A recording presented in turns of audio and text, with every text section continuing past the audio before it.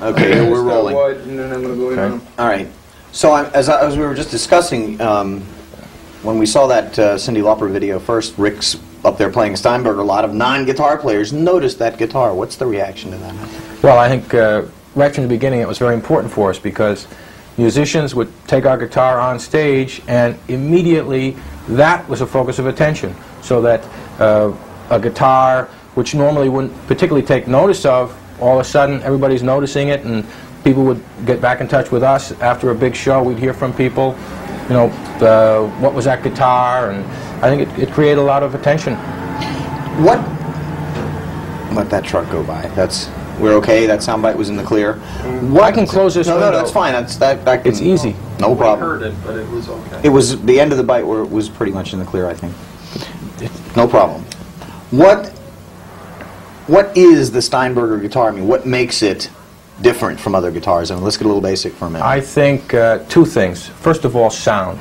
The material it's made out of, this is a reinforced composite structure, similar to what they make jet aircraft out of and so on. This is a material that we can use to create a more dynamic, brilliant sound. So first of all, it's sound. Second of all, it's playability. Because with a headless design, you have an improved balance, and with that balance, a musician can be more relaxed, freer, more access to the instrument. So I think what really makes it happen is a combination of sound and playability. How did you, who began as a designer and a cabinet maker, get into making guitars? Well, it's strictly by chance, as so many of the good things that happen in life. I was working in a co-op with Stuart Spector, who has his own business making guitars, and in fact I designed a bass for him, and that instrument has become very popular.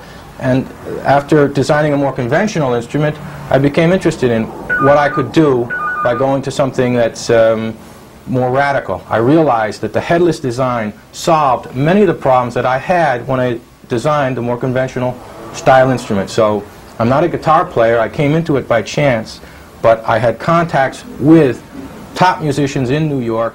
I listened to what they had to say. I translated that into an actual product that was able to deliver what they're looking for. That is to say, sound and balance. Again, these are the things in an instrument that really make it happen. So it was a chance start, but I got into it, went with it.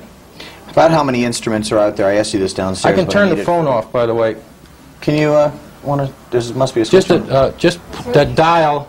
Go ahead. And how many instruments are out there now being used of the expensive Steinberger basses? We have about 10,000 instruments now out in the field.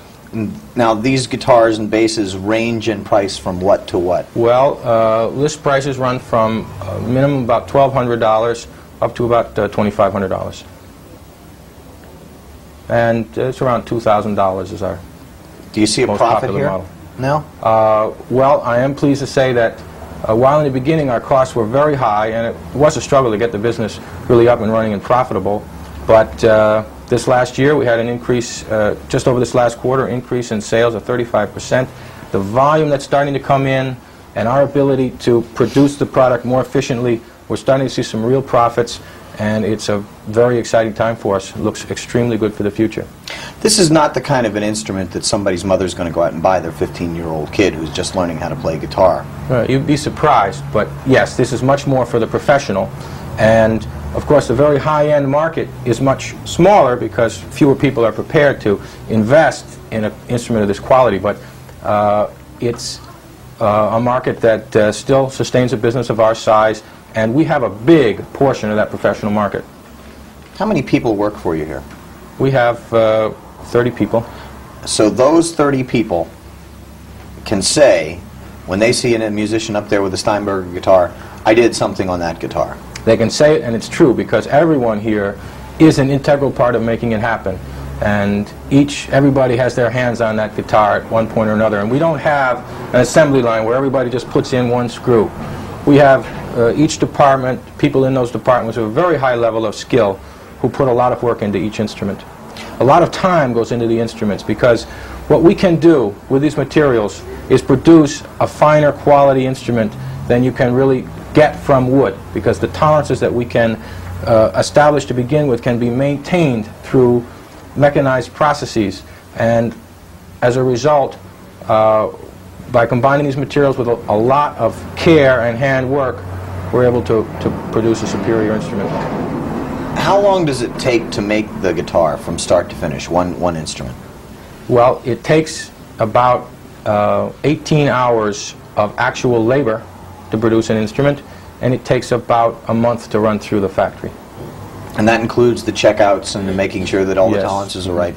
Certainly the inspection stations are a very important part of the process where we maintain our quality control. I think that certainly our product is all about quality and innovation. These are the watchwords that we all keep in mind here as we work on the instruments. How long has there been the company as it exists now selling these instruments? We started in 1980, and we started really with next to nothing. And I remember when we went out to the first show, we finished the guitars up for the show. It was a half a dozen instruments that were made the night before, paint still wet, the usual routine, with very limited resources, and still we were able to get our point across. And of course we had great support from artists. Right from the beginning, we had musicians picking up on what we were doing. The business world was not really interested, but musicians, once they got a hold of these instruments and heard that sound and got the performance they were looking for, they're the ones who made it happen for us. Business world is taking note now. Yes, ever since we became successful, that's when the business world takes note. That's a standard scenario. You have a great idea, nobody wants to pay any attention to it at all. You make that idea work, and then everybody comes and beats down the door. Are you happy with what's happening with you and your company right now? I'm very pleased with the way things are going right now. As I said before, it has been a struggle at times, but we're starting to really see the results of all our efforts. We've recently combined forces with the Gibson Company and are part of a bigger team. We're seeing a lot of benefit from that. I'm getting a chance personally to focus off the business management part of the operation and get back into design. That's what I love and that's what I do best, and we have some very exciting new products that are be coming out soon. So yeah, it's a great time right now. Do you get the feeling that your guitars, your instruments, the bass and the guitar, are sort of the Fender of the 80s? I mean, you know, what Fender in the 60s was the guitar to have, the electric instrument. Do you sense that? I know it's probably easy for you to say that from your point of view, well, but honestly, do you sense that happening? I think that certainly the size of the market for headless instruments is still considerably smaller than for a Fender or for more traditional styles. However, I do see our instrument very much as the direction of the future. We see a very steady and dramatic growth in our market. We see the more and more people who play the guitar. Take Rick Derringer, for example. He's played our guitar for a while, and now he feels that other conventional instruments no longer satisfy his needs. This is what we're hearing from many artists, and this is what we believe is the way to pave the road for the future. Do you guys have anything you want to ask Ned? Anything that might interest you? No? Liz? Answer to me when she asks the question. How did you get to all these different guitar players? Yeah, how did that happen? Well, I think we really were able to reach out to musicians by word of mouth primarily. Also, video was a big part of it, because a musician would play on a video and it would be shown across the country. For example, when Edward Van Halen went on stage on video with our guitar, people took up and noticed. We got the phone calls coming in. We see that happening. So it's word of mouth and media. Actually playing it, making it sound fantastic. And you know, one of the things that is very exciting for us now is that we have a new model of guitar with a special transposing tremolo, which enables the artist to make music that cannot be reproduced on any other guitar. I mean, not even close. When you hear Van Halen's 5150 album, there are songs on there that utilize technology that's on our guitar that no other guitar can even come close to. These are things that take any guitar player some amount of time to relearn.